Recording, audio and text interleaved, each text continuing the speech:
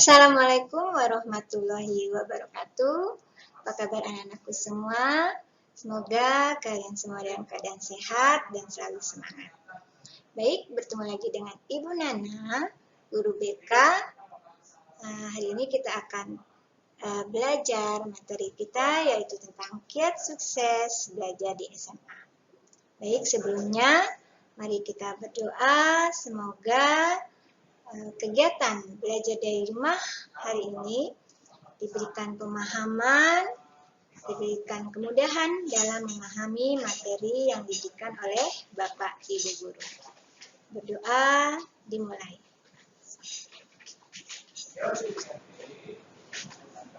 Selesai. Baik anak-anak, tadi Bu Nana sudah bilang, kita hari ini adalah materi kita adalah tentang kiat sukses belajar di SMA.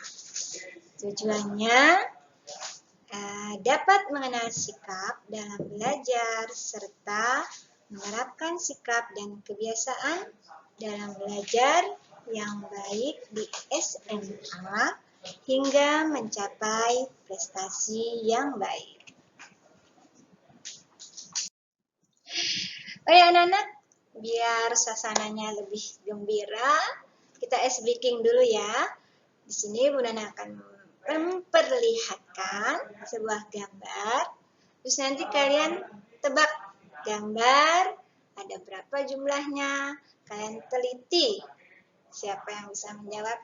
Keren ya. Mari kita lihat gambar yang akan Bu Nana tayangkan setelah ini. Nanti kalian coba perhatikan gambar yang tersembunyi yang ditayangkan, terus kalian coba menebak gambar yang tersembunyi tersebut.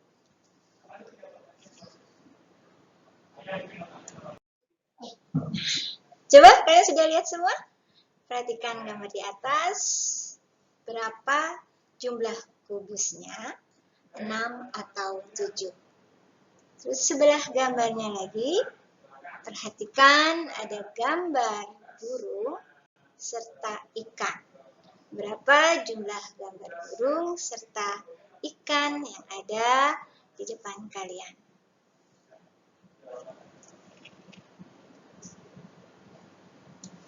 Yuk, siapa yang bisa? Ada yang jawab 6? Oke, benar. Ada yang jawab 7? Bisa juga, coba perhatikan. Kita hitung ya sama-sama. 1, 2, 3, 4, 5, 6, 7. Keren, yang bisa jawab 6 atau 7. Sekarang kita perhatikan gambar burung yang ada di atas dan ikan. Siapa yang tebaknya benar? Oke, kalian good job. 1, 2, 3, 4, 5, 6, 7, 8, 9, 10, 11, 12, 13, 14, 15, 16, 17. Burung ada 17.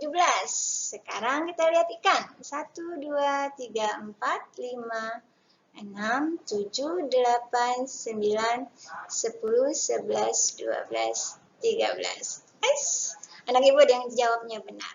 Oke, tepuk tangan untuk kalian. Kalian hebat, keren. Bisa teliti melihat gambar yang sudah Bu Nana tayangkan.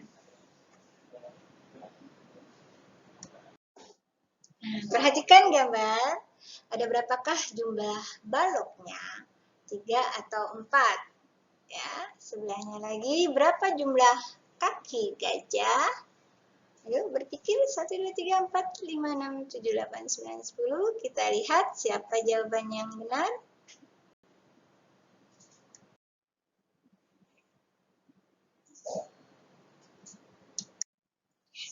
Salah satu tujuan pendidikan di SMA adalah untuk meningkatkan kemampuan siswa sesuai minat dan bakatnya, sebagai bekal dalam mengadakan hubungan timbal balik dengan lingkungan sosial, budaya, dan alam semesta. Selain itu, dipersiapkan untuk melanjutkan studi pada jenjang yang lebih tinggi untuk mengembangkan diri sejalan perkembangan ilmu pengetahuan dan teknologi. Setiap siswa memiliki bakat dan minat sendiri. Boleh jadi berbeda satu dengan yang lainnya. Perkembangannya dapat dipengaruhi oleh faktor dari dirinya, juga sangat dipengaruhi dari luar dirinya. Mengapa demikian? Karena sebesar atau sebaik apapun bakat minatnya, tentu tergantung pilihan hidupnya. Apakah bakat minatnya ingin dicapai dengan sungguh-sungguh, secara optimalkah, atau dibiarkan begitu saja tanpa tahu bahwa dirinya memiliki potensi yang sangat baik. Untuk itu, agar kalian bisa sukses melewati masa emasnya di SMA, maka perlu cara untuk mewujudkannya. Ada satu hal yang selalu dilakukan oleh semua orang, baik sejak bayi, anak kecil, remaja, dewasa, hingga tua. Hal itu adalah belajar.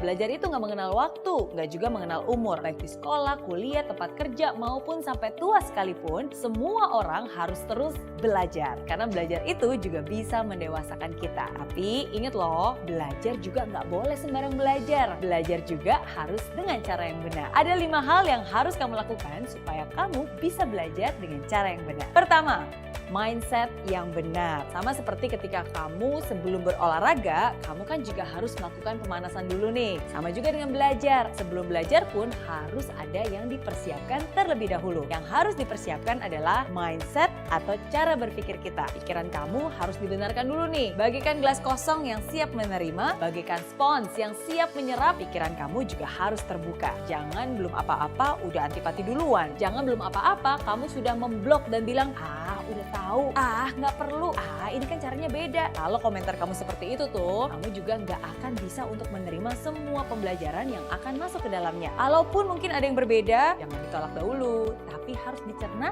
dan juga diolah. Ingat, dengan mindset yang benar, maka kamu pun bisa belajar dengan cara yang benar. Yang kedua, guru yang benar. Belajarlah dari orang yang pernah melakukan hal yang ingin kamu pelajari. Belajarlah dari orang yang benar-benar mengerti hal-hal yang memang kamu ingin kuasai. Kalau kamu belajar masak tapi belajarnya sama montir yang nggak pernah bisa masak sama sekali, pastinya nggak akan bisa juga kan? Kalau kamu ingin belajar renang tapi belajar dengan guru yang sama sekali nggak pernah berenang, pasti hasilnya juga tidak akan maksimal. Tapi kalau kamu mau belajar dengan orang yang ahli, yang benar-benar sudah mengerti hal-hal yang kamu ingin kuasai, belajar juga dari orang-orang yang sudah terbukti melakukan hal yang memang ingin kamu dapatkan dan juga ada track recordnya, pastinya pembelajaran kamu juga pasti akan jauh lebih cepat dan jauh lebih efektif.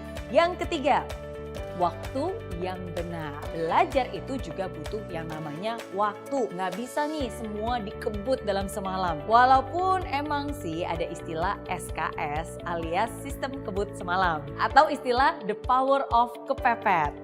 Sama halnya dengan belajar. Belajar juga butuh yang namanya waktu. Pikiran kita pun juga butuh jeda untuk bisa mengolah dan mencerna semua hal yang ada. Karena sebenarnya nih, bahkan belajar itu harus dijadikan sebuah kebiasaan. Sama seperti halnya analogi tentang mandi ataupun gosok gigi nih. Mungkin gak sih kamu mandi selama 1 jam, 2 jam bahkan, abis itu kamu gak mandi lagi selama 1 bulan, pasti rasanya risih. Atau mungkin, saya kan udah gosok gigi nih selama setengah jam, berarti abis itu saya gak usah gosok gigi lagi selama seminggu. Gak mungkin juga kan, pasti rasanya risih, pasti rasanya aneh banget. Sama juga, belajar pun harus seperti itu, harus dijadikan habit. Jangan sampai, wah hari ini kan saya sudah belajar terus-terusan 10 jam, abis itu tinggalin aja deh, gak belajar lagi. Jadinya kan gak efisien. Ingat, belajar itu sekali lagi harus dijadikan sebuah kebiasaan. Sama seperti mandi, sama seperti gosok gigi. Sehingga kalau ada hari di mana kamu nggak mandi, nggak gosok gigi, rasanya, aduh ada yang kurang ya, aduh nggak enak ya. Begitu juga dengan belajar. Kalau itu sudah menjadi sebuah kebiasaan, sehari aja kamu nggak belajar, pasti kamu akan merasa, duh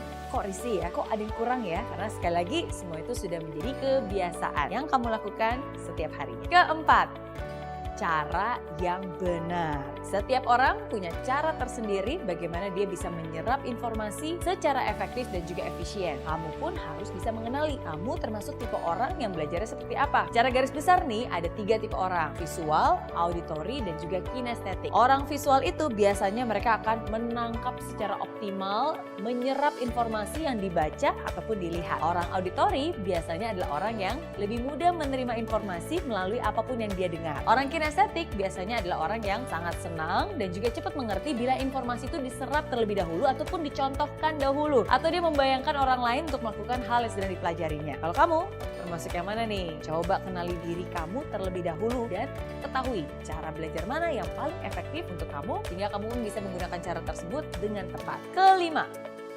lingkungan yang benar. Ada orang yang suka ketenangan dalam belajar, harus tenang banget. Bahkan ada suara nyamuk lewat aja, waduh, mengganggu konsentrasi. Tapi ada juga nih orang yang suka belajar dengan menggunakan musik. Jadi saat belajar dia harus mendengarkan musik, baik itu musik klasik, musik pop, atau bahkan musik rock. Bebas. Apapun itu, yang paling penting adalah kamu tahu yang mana yang membuat kamu bisa lebih efektif untuk belajar. Ada juga nih orang yang suka belajarnya sendirian. Ada juga orang yang suka belajar secara berkelompok, biar ada teman yang diajak diskusi katanya. Boleh-boleh aja, nggak ada salahnya. Yang penting kamu sendiri tahu apakah dengan cara itu pembelajaran kamu bisa efisien atau enggak. Dan yang paling penting, apapun itu, pastikan kamu juga sudah berada di lingkungan yang positif. Karena dengan siapa kamu bergaul saat ini, itu akan mempengaruhi masa depan kamu. Jadi itu dia 5 hal yang harus kamu ketahui. Jadi ingat, walaupun kamu suka belajar, nggak boleh sembarang belajar ya. Karena belajar juga harus dengan cara yang tepat. Mindset yang benar, cari guru yang benar, gunakan waktu yang benar, dengan cara yang benar, dan pastinya di lingkungan yang benar. Oke?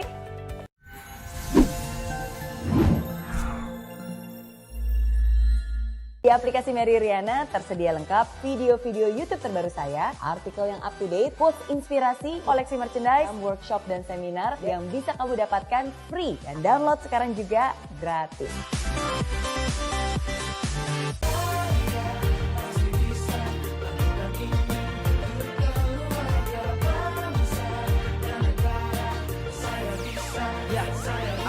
Laksana bumi tanpa hujan, hidup tanpa tujuan, kering dan mati tanpa hijaunya tumbuhan.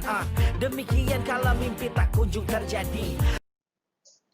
Nah, anak-anak, tujuan pendidikan di SMA secara umum adalah untuk membantu peserta didik menanamkan, memperkuat, dan menetapkan pilihan minat terhadap kelompok mata pelajaran, minat lintas mata pelajaran, dan minat pendalaman pelajaran yang diikuti pada satuan pendidikan yang sedang ditempuh.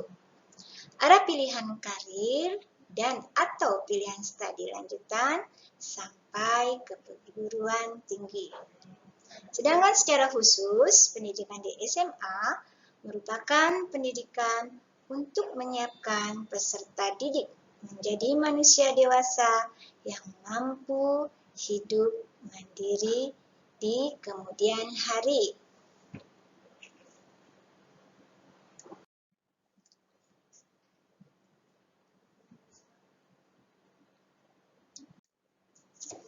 Kemandirian tersebut pada nomor 1 didasarkan pada kematangan, pemenuhan potensi dasar, bakat, minat, dan keterampilan pekerjaan atau karir.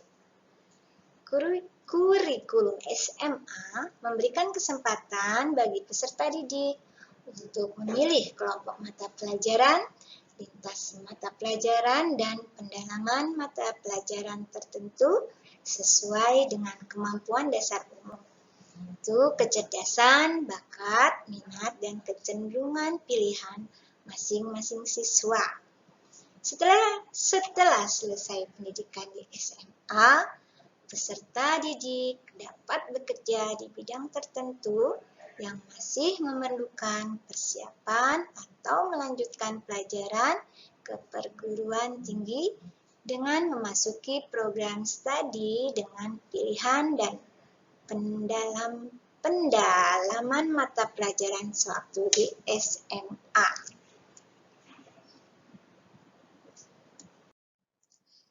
Kurikulum di SMA dirancang untuk memberikan kesempatan kepada peserta didik belajar berdasarkan minat mereka, struktur kurikulum, memperkenalkan peserta didik melakukan pilihan dalam bentuk pilihan kelompok peminatan dan pilihan mata pelajaran antar kelompok peminatan. Di SMA terdapat pilihan kelompok peminatan atau jurusan, di antaranya kelompok peminatan atau jurusan matematik dan ilmu alam atau IPA, terus kelompok peminatan atau jurusan ilmu-ilmu sosial itu IPS, kelompok peminatan atau jurusan ilmu bahasa dan budaya atau bahasa. Untuk mencapai hasil yang optimal, maka harus didukung juga oleh beberapa hal, di antaranya minat dan bakat serta kemampuan lingkungan belajar, serta sikap dan pengetahuan dalam belajar. Bagaimana sih cara kita memilih peminatan? Nah, ini ada tipsnya anak ya. Memilih peminatan atau jurusan, sikap dan kebiasaan belajar. 1. Kenali minat dan bakat. Ya, kalian pahami, oh saya minatnya di sini, oh saya bakatnya di sini ya. Terus yang kedua, kenali karakteristik masing-masing kelompok peminatan jurusan. 3. Ketahui rencana kuliah dan karir di masa depan. Diskusikan dengan guru BK serta orang tua kalian di rumah. 5. Ini yang nomor 1.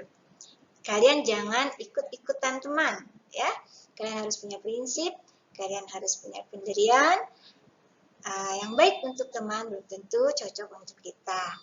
Ya, sekali lagi jangan ikut-ikutan teman. 6. Jangan terpengaruh pada isu-isu tidak jelas tentang suatu jurusan tertentu. Jadi kadang nih, kalian sudah yakin dengan pilihan kalian. Terus kalian dengarkan cerita-cerita teman kalian sehingga kalian jadi bimbang, jadi ragu. Nah, itu stop, jangan diteruskan ya. Kita harus punya prinsip tersendiri. Oke?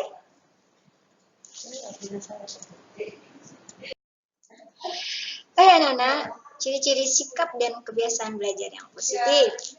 1. Kalian menyenangi pelajaran, teori, dan praktik. 2. Merasa senang mengikuti kegiatan belajar yang diprogramkan sekolah. Jadi kalian tidak terpaksa, tapi kalian memang sangat senang dengan pelajaran yang sudah diprogramkan di sekolah. Tidak ada keterpaksaan. 3. Mempunyai jadwal belajar yang teratur. Ayo biasakan belajar. Setiap harinya kalian atur waktunya, bukan belajar karena ingin ulangan saja, ya. Itu tidak boleh diteruskan lagi. 4. Mempunyai disiplin diri dalam belajar. Saya belajar itu atas kemauan saya sendiri, bukan karena orang lain. Jadi, kesadaran dari diri sendiri akan membuahkan hasil yang lebih baik. 5. Masuk kelas tepat pada waktunya.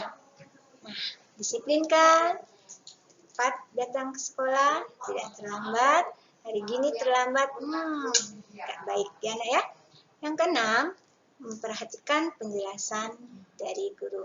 Nah, saat guru menjelaskan materi, ayo kita fokus, hilangkan pikiran yang lain-lain yang bisa mengganggu konsentrasi kalian. Fokus dan terus fokus. 7. Mencatat pelajaran dalam buku khusus secara rapi dan lengkap. Gunakan pensil-pensil berwarna buat mind mapping sehingga kamu merasa minat kamu akan datang di situ. Jadi catatannya misalkan yang rapi, enak dilihat sehingga motivasi untuk belajar di diri kamu semakin baik. 8.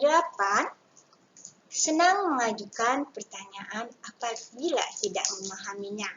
Nah, ini nih yang kadang kalian susah sekali untuk bertanya. Padahal Bapak Ibu Guru sudah mempersiapkan kalian. Ayo nak, siapa yang tidak paham? Ayo siapa yang nggak mengerti?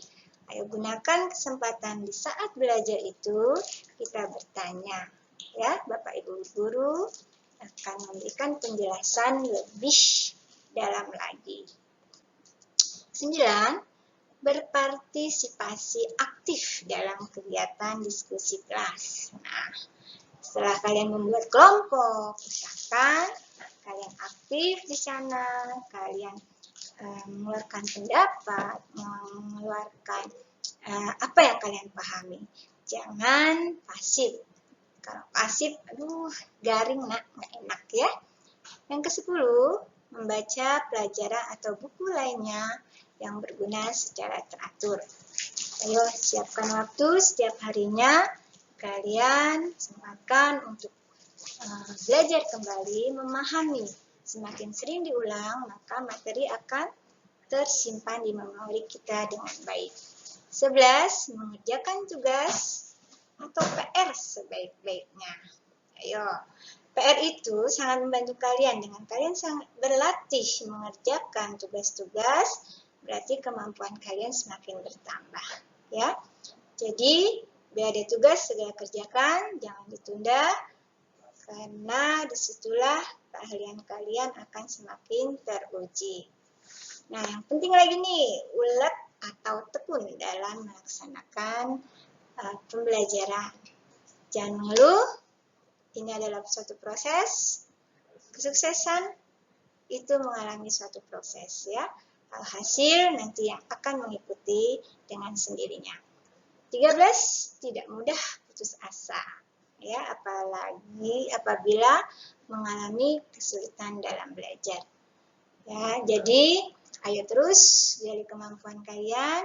Bila kalian tidak mengerti, bisa bertanya kepada guru atau bisa juga kepada teman kalian yang lebih mengerti. Tadi kalian sudah melihat, bagaimana sih harus sikap kita dalam belajar. Nah, ada lagi nih, Bu Nana akan beritahukan tentang tips meraih sukses belajar di SMA. 1. Memiliki iman dan takwa kepada Tuhan Yang Maha Esa. Kalian yang muslim menjalankan sholat 5 waktu, dan yang beragama lain tetap beribadah. Enak ya. 2. Ini yang utama, berbakti pada orang tua. Kita besar terlahir karena kasih sayang orang tua. Kasih sayang orang tua sepanjang masa, itu yang harus kalian ingat.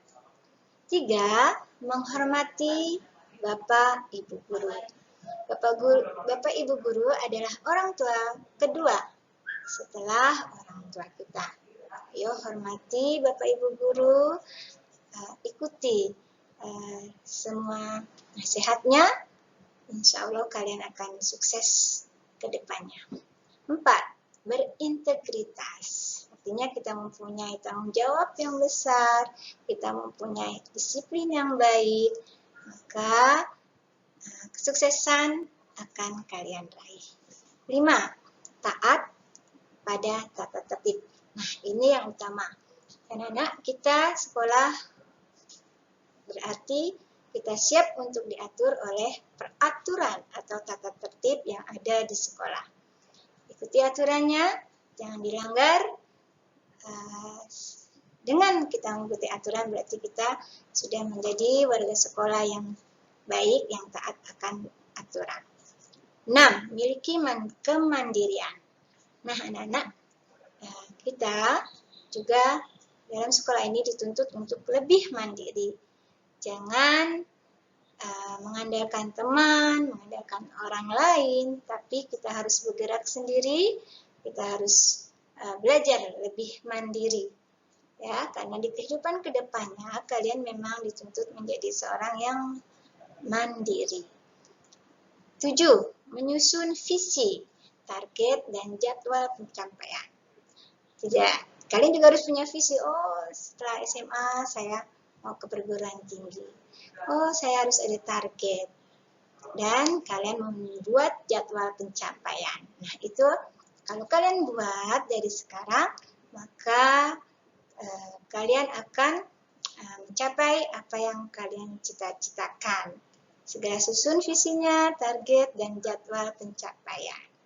8. Temukan kegembiraan dalam setiap langkah. Itu nomor 1 ya anak-anak ya. Jalani hari-hari ini dengan gembira, bahagia, senang, happy, enjoy. Jangan merasa terbebani. Kalau kalian dengan hati ikhlas, gembira, maka apapun kesulitan bisa kita lampaui. Nah, ke-9, hormati kakak kelas. Ya, hormati kakak kelas, bersikap yang baik, bersikap yang sopan, maka semua itu akan kembali ke diri kita, mereka akan menghargai kita juga. Ingat, hormati kakak kelas. 10. Mengumpulkan tiap tugas. Nah, ini nih yang suka kalian lalai, kalian tunda-tunda, masih lama, nanti saja kerjainnya. Masih 10 hari. Ternyata tugas-tugas yang lain juga banyak, sehingga kalian terlupakan. Ya, mulai sekarang, ayo siap kumpulkan tugas sesuai dengan yang Bapak Ibu Guru inginkan. Tepat waktu, jangan ditunda-tunda. Semakin cepat kalian mengerjakan, maka semakin baik nilai yang akan kalian peroleh.